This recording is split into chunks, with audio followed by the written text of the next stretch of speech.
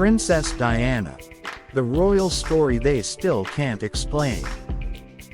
On the night of August 31, 1997, the world went silent. In a Paris tunnel, beneath flickering lights and concrete shadows, a black Mercedes lay crushed against a pillar. Inside it was the most famous woman on earth, Princess Diana. By morning, she was gone. But questions had only just begun. For decades, the world has debated what truly happened that night. Was it reckless paparazzi, a tragic accident, or something far more complicated, something the palace would rather leave buried? To understand the mystery, we must go back to the beginning. The girl who was never meant to be queen. Diana Spencer was not born into royalty, but she was born close to it. Young, shy, soft-spoken. When she met Prince Charles, she was only 19. He was 32, heir to the British throne. The entire world watched their engagement unfold like a fairy tale. But fairy tales don't usually begin with hesitation. When asked if they were in love, Diana answered, "Of course." Charles replied, "Whatever in love means." It was subtle, but it was telling. The wedding of the century. July 29, 1981. St. Paul's Cathedral. 750 million people watched worldwide. Diana walked down the aisle in a dress that filled the cathedral steps. She was 20 years old. Nervous. Alone. What the public did not know was this. On the night before her wedding, Diana reportedly discovered a bracelet Charles had made for another woman. Camilla Parker Bowles. The woman he had loved for years. The woman he never truly left behind. The fairy tale had cracks from the start. A palace of secrets. Life inside the royal family was not warmth and tradition. It was protocol. Silence. Control. Diana struggled with the pressure. She battled depression. She suffered from bulimia. And she felt increasingly isolated. The palace did not comfort vulnerability. It managed appearances. Meanwhile, Charles resumed his relationship with Camilla. Diana knew. And the world would eventually know too. The War of the Wales. By the early 1990s, the marriage had collapsed. What followed was unprecedented. Secret recordings leaked. Interviews exposed private conversations. One infamous phone call revealed intimate exchanges between Charles and Camilla. Then Diana did something revolutionary. She spoke publicly.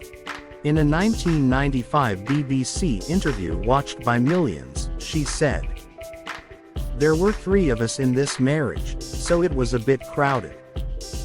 It was not just a confession. It was a declaration. The monarchy had never faced such direct exposure. And suddenly, Diana was no longer just a princess. She was a global figure independent of the crown. The People's Princess. After her divorce in 1996, Diana lost the title, Her Royal Highness. But she gained something else. Freedom. She traveled alone. She shook hands with AIDS patients when others wouldn't. She walked through landmine fields in Angola. She became more powerful outside the palace than within it. And that made some people uncomfortable. Because Diana was no longer controlled by royal protocol. She was unpredictable. She was emotional. She was human.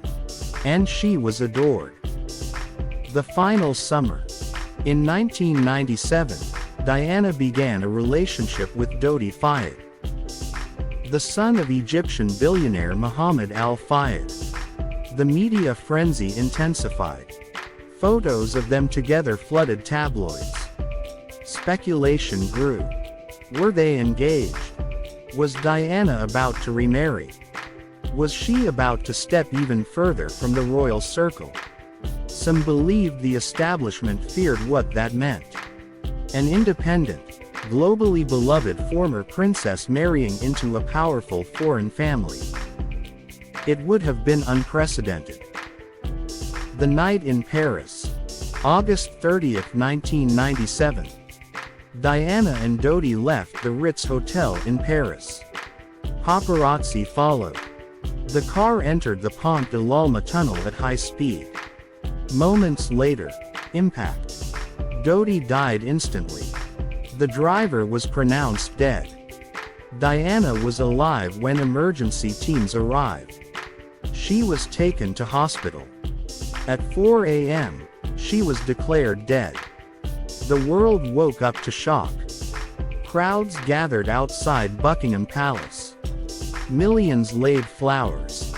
But grief quickly turned into questions. The official story. French investigators concluded. The driver was intoxicated. He was speeding. Paparazzi contributed to the chaos. It was a tragic accident. Case closed. But not for everyone. The theories. Mohammed Al-Fayed publicly claimed it was not an accident. He suggested the royal family did not approve of Diana's relationship. Intelligence agencies were involved. Diana was pregnant. The crash was orchestrated. British investigations later rejected these claims. No evidence of conspiracy was found. Yet skepticism lingered. Why were certain security cameras not functioning? Why did reports conflict in early hours? Why did public trust in institutions already feel fragile?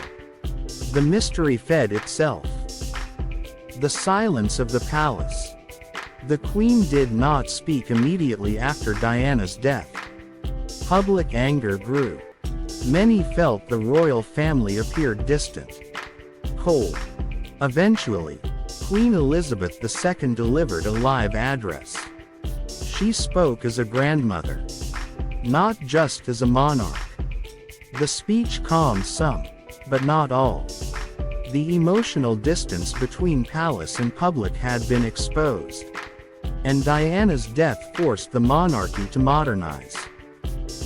The legacy that won't fade. Nearly 3 decades later, Diana remains one of the most iconic figures in modern history. Her sons, Prince William and Prince Harry, have spoken about her influence. Harry has openly criticized media intrusion. William has tried to preserve stability.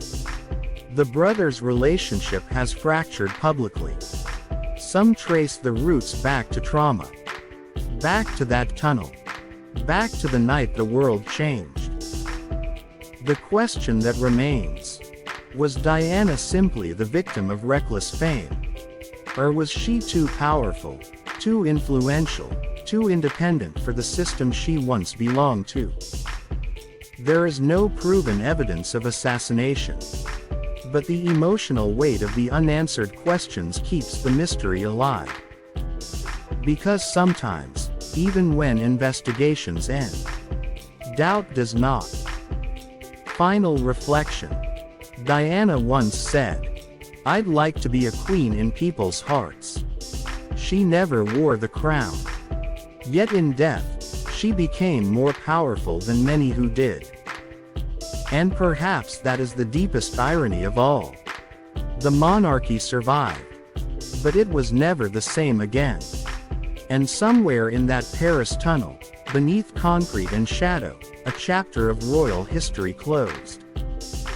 But the story never truly ended.